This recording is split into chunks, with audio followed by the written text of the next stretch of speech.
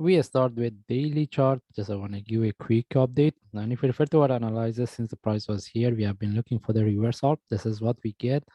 And there was no continuation. And right now we see the price almost tag the previous low. The best thing is if the price could tag the lowest price of this correction, which is somewhere around 15.8 or 15, because in that case, if we refer to the indicators, we will have a divergence because as we can see, it's losing the momentum. And even we can conform with this flat as an internal flat, then any reversal from there, we will take the trade, right? By the way, we are looking for the reversal, but we can expect the price to consolidate here for longer time before we see the reversal. That's mean if we get any opportunity for buy, we'll take it.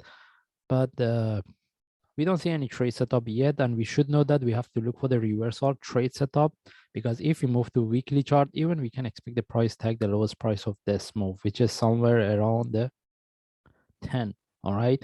By the way, we are not really interested because at this point, we can look at this one as a running flat. If the price tag this low, then it changed to the expanding, and which we don't like it. The only reason I want to highlight about this, anyone who wants to look for buying as a reversal, they should look for trade setup. And based on daily chart, we don't see any trade setup yet. And even if we move to forward chart, even based on forward chart, we see we have a divergence internally. If we put this low and relative to the previous one, the best thing is if the price could tag the lowest price of this move, then any reversal from there, it can give us better confirmation to look for buy as a long term. The reason is, as what I explained earlier, in that case, we can confirm with this flat.